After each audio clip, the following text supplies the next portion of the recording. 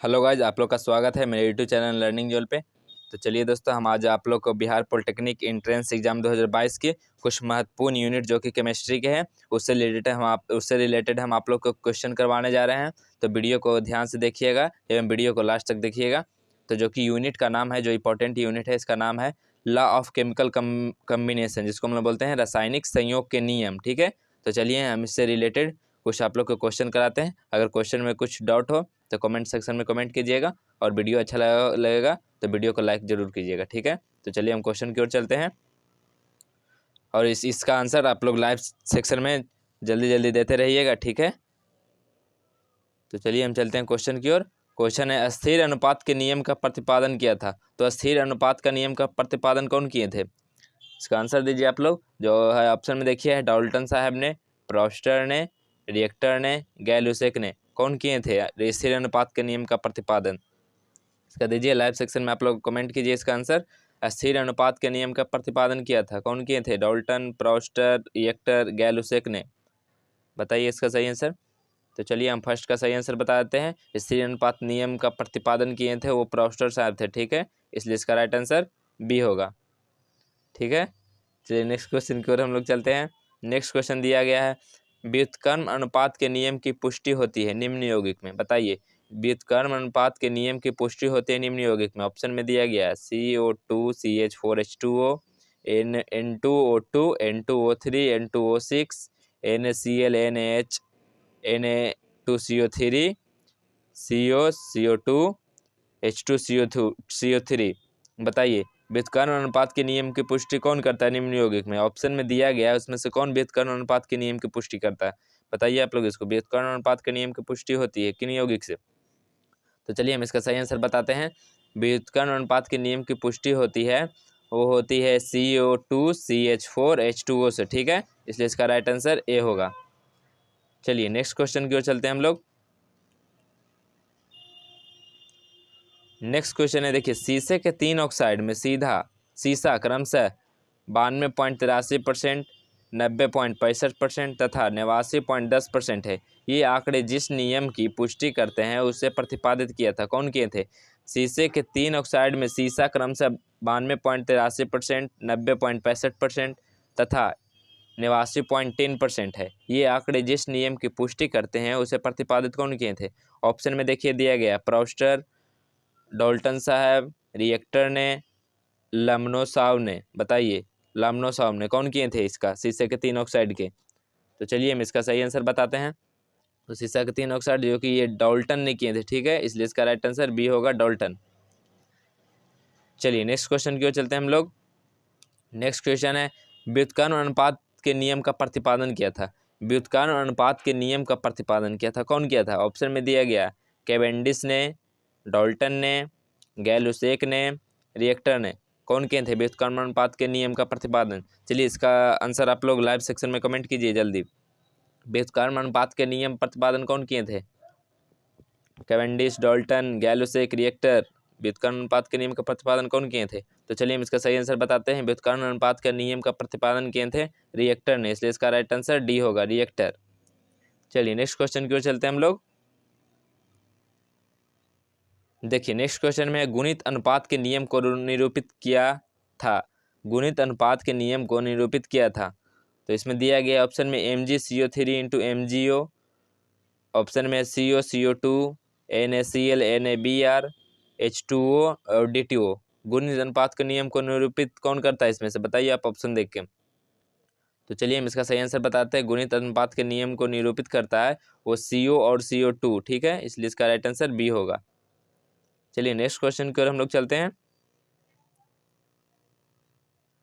देखिए next question में, तांबे के ऑक्साइडों में क्रमशः 88.7% तथा 78.8% तांबा इनसे नियम प्रतिपादित होता है। कौन नियम इनसे प्रतिपादित होता है? तांबे के ऑक्साइड क्रमशः 88.7% तथा 78.8% तांबा है। इस नियम प्रतिपादित किस नियम से प्रतिपादित होता है? ऑप्शन में दिया गया है, विलोम अनुपात का, गुणित अनुपात का, स्थिर अनुपात का या सहनती अनुपात का। किस नियम से प्रतिपादित है? देखिए आप लोग क्वेश्चन, और इसका कमेंट कीजिए आंसर। तांबे के ऑक्साइड में क्रमशः 88.7% तथा 78.8% तांबा है। इस नियम से प्रतिपादित है? बताइए, विलोम अनुपात का, गुणित अनुपात का, या स्थिर अनुपात का, या सहनती अनुपात का? तो चलिए हम इसका सही आंसर बताते हैं 6 का, जो कि इसका राइट आंसर बी होगा। गुणित अनुपात के नियम से प्रतिपादित होता है, इसका राइट आंसर बी होगा। चलिए नेक्स्ट क्वेश्चन की ओर हम लोग देखिए। नेक्स्ट क्वेश्चन में नाइट्रोजन तथा ऑक्सीजन की क्रिया से 5 oxide N2O, NO, N2O3, N2O4 तथा N2O5 बनते हैं। यह नियम की पुष्टि करता है। कौन नियम की पुष्टि करता है? बताइए। ऑप्शन में दिया गया है द्रव की अविनाशता का नियम, स्थिर अनुपात का नियम, गुणित अनुपात का नियम, गैर-लुसेक आयतन का नियम, गैर-लुसेक के गैसीय आयतन का नियम। बताइए किस नियम की पुष्टि करता है? नाइट्रोजन तथा ऑक्सीजन की क्रिया से 5 oxide N2O, NO, N2O3, N2O4 तथा N2O5 बनता है। तो इस नियम की पुष्टि कौन करता है? द्रव की अविनाशता का नियम, कि स्थिर अनुपात का नियम करता है, कि गुणित अनुपात का नियम करता है, कि गैर-लुसेक के गैसीय आयतन का नियम करता है? तो चलिए इसका सही आंसर आप लोग बताइए, किस नियम की पुष्टि करता है? तो चलिए हम इसका सही आंसर बताते हैं। तो ये जो नाइट्रोजन तथा ऑक्सीजन के 5 ऑक्साइड जो बनता है वो गुणित अनुपात के नियम को पुष्टि करता है। ठीक है, इसलिए इसका राइट आंसर सी होगा। चलिए नेक्स्ट क्वेश्चन की ओर देखिए। नेक्स्ट क्वेश्चन है, निम्नलिखित में से कौन से दो यौगिक गुणित अनुपात के नियम को व्यक्त करते हैं? निम्नलिखित में से कौन से दो यौगिक गुणित अनुपात के नियम को व्यक्त करते हैं? ऑप्शन में दिया गया CO, CO2, CO2, CS, C2S, H2O, NaCl या NaBr। बताइए निम्नलिखित में कौन से दो यौगिक गुणित अनुपात को नियम को व्यक्त करते हैं? बताइए इसका सही आंसर आप लोग कमेंट कीजिए लाइव सेक्शन में। निम्नलिखित में से कौन दो यौगिक गुणित अनुपात को नियम को व्यक्त करते हैं? CO, CO2, CO2, CS, C2S, H2O, NaCl, NaBr कौन करता है? तो चलिए हम इसका सही आंसर बताते हैं। दो यौगिक गुणित अनुपात को नियम को कौन व्यक्त करता है? तो CO और CO2, इसलिए इसका राइट आंसर ए होगा। ठीक है, ए होगा इसका CO, CO2। चलिए नेक्स्ट क्वेश्चन की ओर चलते हैं हम लोग। नेक्स्ट क्वेश्चन में दिया गया क्लोरीन हाइड्रोजन तथा सोडियम से क्रिया करके क्रमशः HCl तथा NaCl बनती है। यदि सोडियम तथा हाइड्रोजन ने परस्पर क्रिया की तो इनका आयतन क्या होगा? तो बताइए इसका।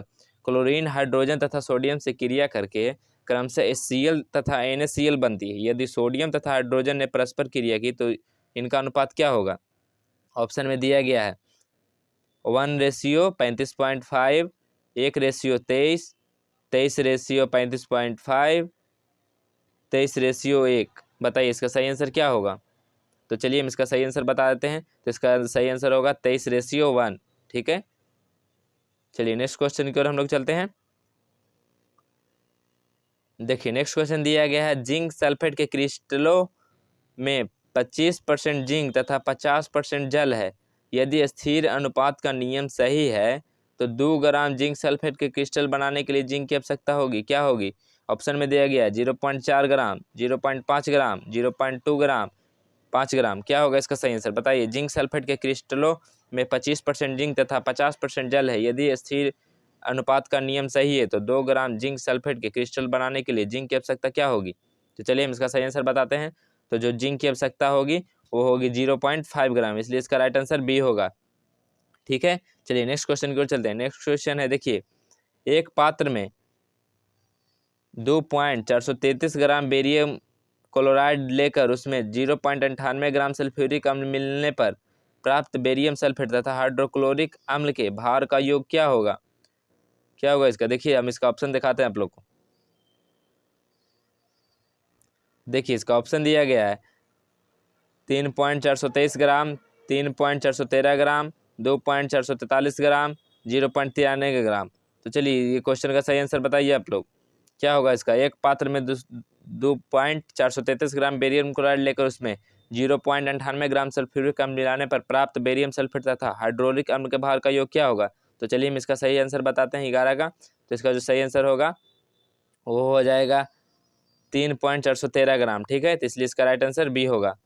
चलिए नेक्स्ट क्वेश्चन की ओर हम लोग देखिए। नेक्स्ट क्वेश्चन है, लेड के 3 ऑक्साइड में लेड की प्रतिशतता क्रमशः 8.1, 90.65, 92.83 इन आंकड़ों से किस नियम की पुष्टि होता है? बताइए आप लोग। लेड के 3 ऑक्साइड, तो इसमें दिया गया है ऑप्शन में स्थिर अनुपात के नियम, गुणित अनुपात के नियम को, या द्रव संरक्षण के नियम को, या तुल्य अनुपात के नियम को? कौन नियम की पुष्टि करता है? लेड के 3 ऑक्साइड। बताइए इसका सही आंसर क्या होगा? देखिए इसमें दिया गया है, तो चलिए हम इसका सही आंसर बता देते हैं। तो इसे जो हो जाएगा वो गुणित अनुपात को नियम की पुष्टि करता है। आप लोग ये याद रखिएगा, जब लेड के 3 ऑक्साइड या 5 ऑक्साइड कुछ ही पूछे तो ये जो लेड के ऑक्साइड जो करता है वो किस नियम की पुष्टि करता है? गुणित अनुपात का नियम। इसलिए इसका राइट आंसर हमेशा बी होगा। ठीक है, चलिए नेक्स्ट क्वेश्चन की ओर हम लोग देखिए। नेक्स्ट क्वेश्चन है, कार्बन डाइऑक्साइड के 5 नमूने विभिन्न विधियों द्वारा बनाए गए, प्रत्येक नमूने में 27.3 कार्बन और शेष ऑक्सीजन पाई गई। जिस नियम की इससे पुष्टि होती है उस नियम को हम लोग प्रस्तुत करने वाले वैज्ञानिक कौन थे? बताइए। कार्बन डाइऑक्साइड के 5 नमूना विभिन्न विधियों द्वारा बनाए गए, प्रत्येक नमूने में 27.3% कार्बन और शेष ऑक्सीजन पाई गई। जिस नियम की पुष्टि होती है उस नियम को प्रस्तुत कौन वैज्ञानिक किए थे? ऑप्शन में दिया गया है, रशियन वैज्ञानिक, फ्रेंच वैज्ञानिक, इंग्लिश वैज्ञानिक या जर्मन वैज्ञानिक। कौन किए थे? तो चलिए हम 13 का सही आंसर बताते हैं। तो जो किए थे इसका वो फ्रेंच वैज्ञानिक ने किए थे, इसलिए इसका राइट आंसर बी होगा। ठीक है, चलिए नेक्स्ट क्वेश्चन की ओर देखिए। कार्बन ऑक्सीजन के साथ संयोग करके 2 ऑक्साइड कार्बन मोनोऑक्साइड तथा कार्बन डाइऑक्साइड बनाता है। इस यौगिक में ऑक्सीजन की मात्रा का अनुपात 1:2 जो कार्बन की एक निश्चित मात्रा से सहयोग करके निम्न में कौन सा नियम की पुष्टि करती है? बताइए किस नियम की पुष्टि करता है? ऑप्शन में दिया गया है, शराबी की अनिश्चितता के नियम, अस्थिर अनुपात के नियम, गुणित अनुपात के नियम, तुल्य अनुपात के नियम। क्या होगा इसका सही आंसर? 1:2 के अनुपात में कौन नियम की पुष्टि करता है? तो चलिए हम इसका सही आंसर बताते हैं, वो गुणित अनुपात के नियम को पुष्टि करता है। ठीक है, इसलिए इसका राइट आंसर सी होगा, गुणित अनुपात के नियम। ठीक है, चलिए नेक्स्ट क्वेश्चन की ओर चलते हैं हम लोग। तो देखिए नेक्स्ट क्वेश्चन में दिया गया है, एक पात्र में 170 ग्राम AgNO3 तथा 58.5 ग्राम NaCl मिलकर हिलाते हैं तो रासायनिक अभिक्रिया से सिल्वर क्लोराइड तथा सोडियम नाइट्रेट बनते हैं। अभिक्रिया के बाद कुल द्रव्यमान क्या होगा? तो दिया गया ऑप्शन में देखिए, पहले से अधिक होगा उसका द्रव्यमान, या पहले से कम होगा उसका द्रव्यमान, या उतना ही होगा द्रव्यमान, या अधिक या कम भी हो सकता है। बताइए आपको इसका सही आंसर क्या होगा? एक पात्र में 170 ग्राम AgNO3 तथा 58.5 ग्राम NaCl मिलाकर हिलाते हैं तो रासायनिक अभिक्रिया से सिल्वर क्लोराइड तथा सोडियम नाइट्रेट बनते हैं। अभिक्रिया के बाद कुल द्रव्यमान क्या होता है? तो चलिए हम इसका सही आंसर बताते हैं। तो इसका उतना ही होगा। ठीक है, अभिक्रिया के बाद भी उतना ही द्रव्यमान होगा, इसलिए इसका राइट आंसर सी होगा। चलिए नेक्स्ट क्वेश्चन की ओर हम लोग चलते हैं। देखिए नेक्स्ट क्वेश्चन दिया गया है, कार्बन और हाइड्रोजन ऑक्सीजन से अलग अलग सहयोग करके CO2 तथा H2O बनाते हैं। जब कार्बन और हाइड्रोजन आपस में सहयोग करेंगे तब इनके द्रव्यमान में अनुपात क्या होगा? ऑप्शन में देखिए दिया गया 1:2, 2:1, 6:2 या 2:6। क्या होगा? कार्बन और हाइड्रोजन ऑक्सीजन के अलग अलग सहयोग करके CO2 तथा H2O बनाते हैं। जब कार्बन और हाइड्रोजन आपस में सहयोग करेंगे तो इनके द्रव्यमान का अनुपात क्या होगा? तो चलिए हम इसका सही आंसर बताते हैं। तो इसका जो अनुपात हो जाएगा वो 6:2 हो जाएगा। ठीक है, इसलिए इसका राइट आंसर सी होगा। चलिए नेक्स्ट क्वेश्चन की ओर चलते हैं। नेक्स्ट क्वेश्चन में दिया गया है, 1000 ग्राम विलायक में उपस्थित विलेय के ग्राम अणुओं की संख्या उसकी क्या कहलाती है? बताइए 1000 ग्राम विलायक में उपस्थित विलेय के ग्राम के अणुओं की संख्या उसकी क्या कहलाती है? ऑप्शन में दिया गया मोलरता, फॉर्मूलता, मोललता या मोल प्रभाज। क्या कहते हैं हम उसको? कमेंट कीजिए इसका आंसर, लाइव सेक्शन में कमेंट कीजिए 17 का आंसर। 1000 ग्राम विलायक में उपस्थित विलेय के ग्राम अणुओं की संख्या उसकी क्या कहलाती है? तो चलिए हम इसका सही आंसर बता देते हैं। तो जो कहलाती है वो इस 1000 ग्राम विलायक में उपस्थित विलेय के अणुओं की संख्या क्या कहलाती है? तो मोललता कहलाती है। ठीक है, इसलिए इसका राइट आंसर सी होगा, मोललता। तो चलिए नेक्स्ट क्वेश्चन की ओर हम लोग चलते हैं। नेक्स्ट क्वेश्चन है देखिए, शुद्ध जल की मोलरता क्या होती है? शुद्ध जल की मोलरता क्या होती है? शुद्ध जल की मोलरता क्या होती है? ऑप्शन में दिया गया 1 m या 10 m होता है, या 55.56 m होता है, या 18 m होता है। क्या होता है शुद्ध जल की मोलरता? बताइए इसको आप लोग, शुद्ध जल की मोलरता क्या होती है? तो चलिए हम इसका भी सही आंसर बताते हैं। शुद्ध जल की मोलरता होती है 55.56 m। ठीक है, इसलिए इसका राइट आंसर सी होगा। ठीक है, चलिए नेक्स्ट क्वेश्चन की ओर हम लोग चलते हैं। नेक्स्ट क्वेश्चन में द्रव के संरक्षण का नियम किसने दिया था? द्रव के संरक्षण का नियम किसने दिया था? ऑप्शन ए में है लेवेसियो, ऑप्शन बी में है Joseph Louis Proust, option C में है जॉन डॉल्टन, ऑप्शन डी में है गैलुसे। कौन किए थे? द्रव संरक्षण के सिद्धांत किसने दिया था? तो चलिए इसका सही आंसर हम लोग जान लेते हैं। द्रव के संरक्षण का नियम दिए थे कौन? तो लेवेसियो ने दिए थे, ठीक है, इसलिए इसका राइट आंसर ए होगा। ठीक है, चलिए नेक्स्ट क्वेश्चन की ओर हम लोग चलते हैं। देखिए नेक्स्ट क्वेश्चन में नाइट्रोजन का प्रतिशत किसमें सबसे अधिक है। ऑप्शन में दिया गया है, देखिए नाइट्रोजन का प्रतिशत किसमें सबसे अधिक है। ऑप्शन में दिया गया है यूरिया का है, या अमोनियम नाइट्रेट, या कैल्शियम नाइट्रेट, या ये देखिए ऑप्शन में कुछ गड़बड़ है, ठीक, डी नंबर, तो इसको आप लोग ध्यान नहीं दीजिए। देखिए क्वेश्चन है नाइट्रोजन का प्रतिशत किसमें सबसे अधिक है। ऑप्शन दिया गया है urea, ammonia nitrate, calcium nitrate, किसका सबसे ज़्यादा नाइट्रोजन की प्रतिशत किसमें होती है। तो चलिए हम इसका राइट आंसर बताते हैं। तो जो नाइट्रोजन की सबसे ज़्यादा प्रतिशत होती है वो अमोनियम नाइट्रेट में, इसलिए इसका राइट आंसर बी होगा। ठीक है दोस्तों, बस आज के लिए इतना ही दोस्तों। अगर अभी तक आप लोग लर्निंग जोन के चैनल को सब्सक्राइब नहीं किए हैं तो सब्सक्राइब जरूर कर लीजिएगा। आप लोग को डेली इसी यूट्यूब चैनल पे बिहार पॉलिटेक्निक एंट्रेंस एग्जाम 2022 की VVI क्वेश्चन मिलेगी। ठीक है, और अगर भी वीडियो अच्छा लगा हो तो वीडियो को लाइक जरूर कीजिएगा। नेक्स्ट डे मिलेंगे नए टॉपिक के साथ, तब तक के लिए इतना ही। थैंक यू दोस्तों।